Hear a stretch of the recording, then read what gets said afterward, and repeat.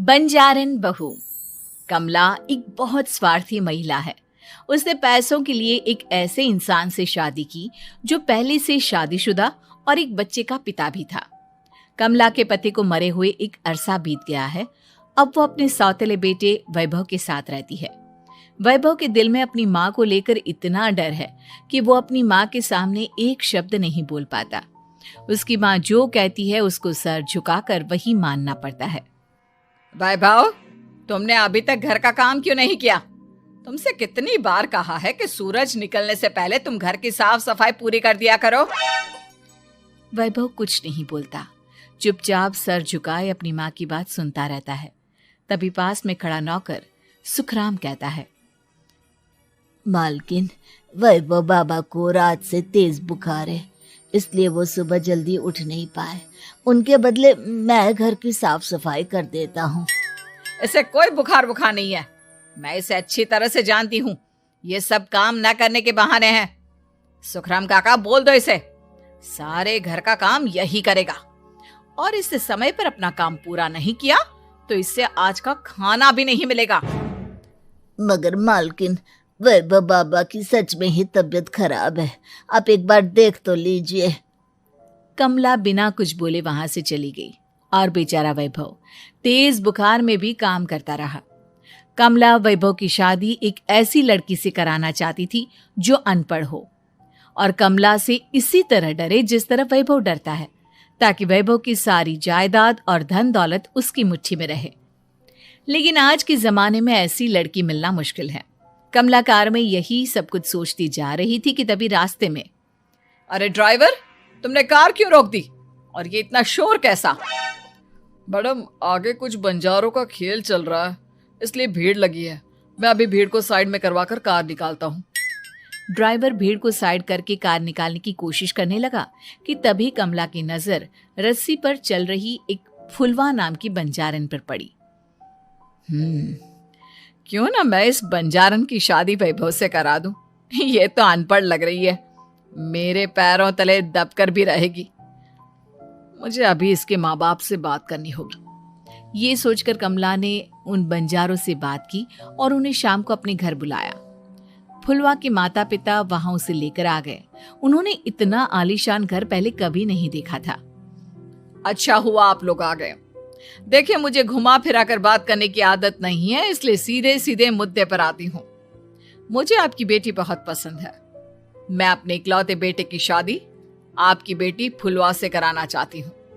इसके बदले में आप जो चाहो वो ले सकती हैं। तभी फुलवा की माँ कहती है, ये क्या कह रही है मैम साहब? कहीं आप हमारी गरीबी का मजाक तो नहीं उड़ा रही ना? आप मेरे बेटे से मिल लो। अगर आपको मेरा बेटा पसंद आता है तो मैं कल से ही शादी की तैयारी शुरू कर दूंगी। सुखराम, वैभव को लेकर आओ। फुलवा अपनी माँ के कान में फुसफुसाती है, माँ, कहीं इस मेम साहब का छोरा पागल तो ना है? फुलवा अपनी माँ से बात कर रही होती है कि वैभव वहां आता है। फुलवा उसे देखती ही रह जाती है और उसके माता पिता उसकी शादी तय कर देते हैं। शादी वाले दिन किसी को फुलवा और वैभव की बेमेल विवाह की बात समझ में नहीं आती। फिर भी एक औरत कमला से पूछ ही लेती है, कमला जी, आपने अपने इकलौते बेटे की शादी देहाती गवार से क्यों करा दी? ये बंजारन आपके घर की बहू बनने लायक तो नहीं है। कम से कम अपने स्टेटस का ही ख्याल कर लिया होता। बहू तो अपने टक्कर की लाती, आपने तो बंजारन को ही बहू बना लिया। अब कमला को समझ में नहीं आ रहा था कि इस बात का क्या जवाब दे। वो कुछ देर चुप रही और सोच समझ कर कहती है, बहन जी, आपको तो पता है आजकल के बच्चे किसी की बात कहाँ सुनते हैं। मैं तो अपनी बहू एक पढ़ी लिखी और अपनी सोसाइटी की ही ढूंढ रही थी। लेकिन मेरे बेटे ने मेरे सामने इस बंजारन को लाकर खड़ा कर दिया। बोला कि मैं शादी करूंगा तो इसी से।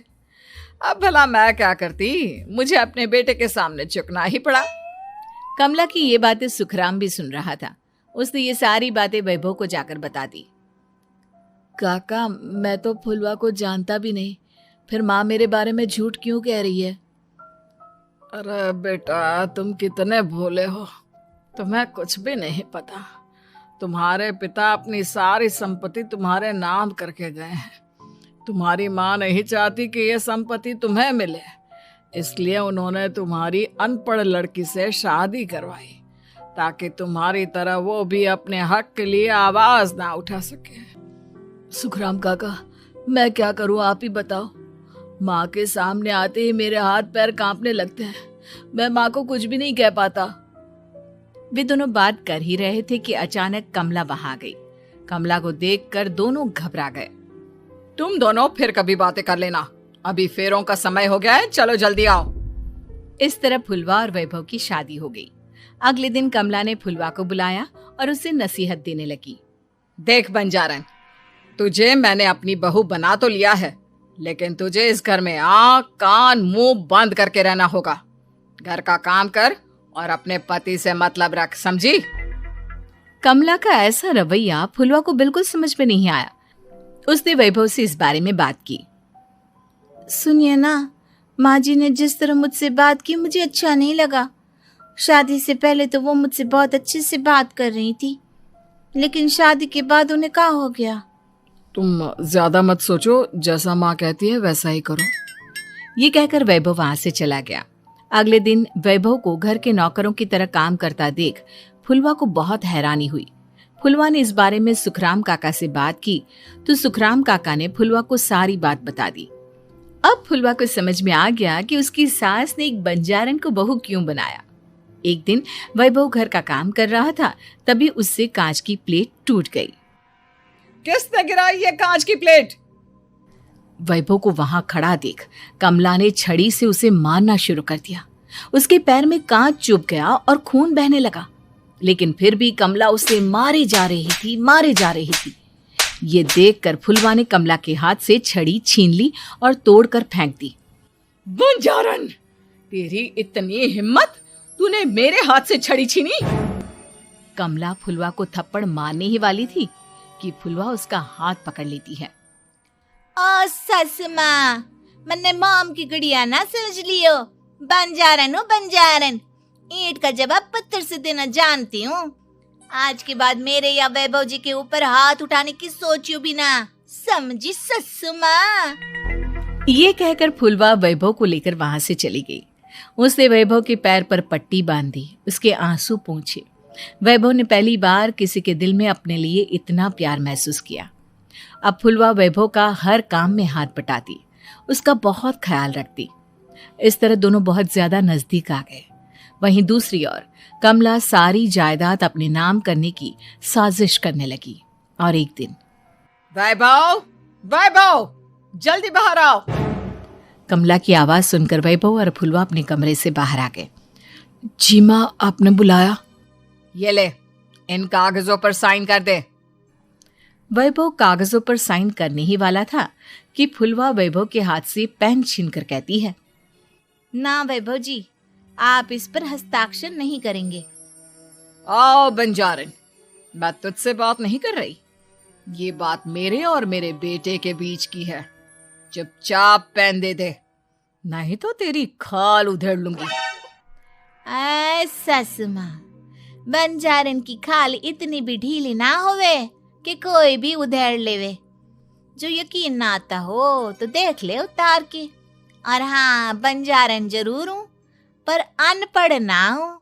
मन्ने भी पता है कि किसी भी कागज पर साइन करने से पहले उसे अच्छी तरह पढ़ लेवे हैं। पेन देती है या नहीं?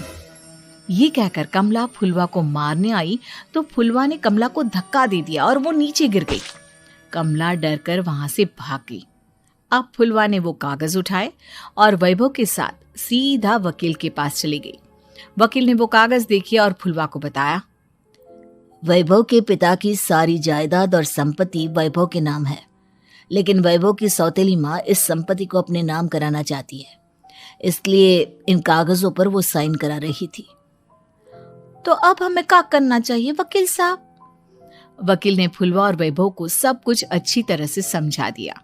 अब दोनों घर पर पुलिस को लेकर पहुंचे। कमला पुलिस को देखकर घबरा गई। पुलिस ने कहा, आपके नाम की कंप्लेंट हुई है, आपको हमारे साथ थाने चलना होगा। कंप्लेंट? कैसे कंप्लेंट? आप अपने सौतेले बेटे पर बहुत अत्याचार करती हो, धोखे से सारी जायदाद अपने नाम करा रही थी। अब नहीं इंस्पेक्टर साहब, जरूर ये मेरी बहू की कोई साजिश है, इसने गलत कंप्लेंट की है। मैडम, शिकायत आपकी बहू ने नहीं बल्कि आपके बेटे वैभव ने की है। कमला वैभव का नाम सुनकर दंग रह गई। जिस बेटे ने कभी उसके सामने सर नहीं उठाया था, आज वही बेटा उसके सामने पुलिस को लिए आया है। वैभव, तुम्हारी इतनी हिम्मत कि तुम पुलिस को ले आए? हाँ माँ, मैं लाया हूँ पुलिस को, और मेरे अंदर इतनी हिम्मत कभी ना आती अगर फुलवा मेरा साथ ना देती। आपने बंजारन बहू को लाकर अपने ही पैर पर कुल्हाड़ी मारी है माँ। मैडम, अब की बात खत्म हो गई हो तो चलो हमारे साथ। वैभव, मुझे माफ कर दो, मुझे थाने मत भेजो। आज के बाद मैं तुम्हें कभी नहीं मारूंगी, तुम्हें कभी परेशान नहीं करूंगी, मुझे माफ कर दो। वैभव अपनी कंप्लेंट वापस ले लेता है और पुलिस वहां से चली जाती है। वैभव अपनी सौतेली माँ से कहता है, मैंने पुलिस को वापस तो भेज दिया है, लेकिन मैं आपको माफ नहीं कर सकता। आपने बचपन से आज तक कभी मेरे सर पर हाथ नहीं रखा, हमेशा मुझे मारती रही, नौकरों की तरह बर्ताव करती रही। आप इस घर में नहीं रह सकती, चली जाइए यहां से। कमला घर छोड़कर चली गई और सड़क किनारे खड़ी होकर सोचने लगी, काश मैंने वैभव को माँ की तरह प्यार किया होता तो आज मैं इस तरह से बेसहारा ना हो जाती।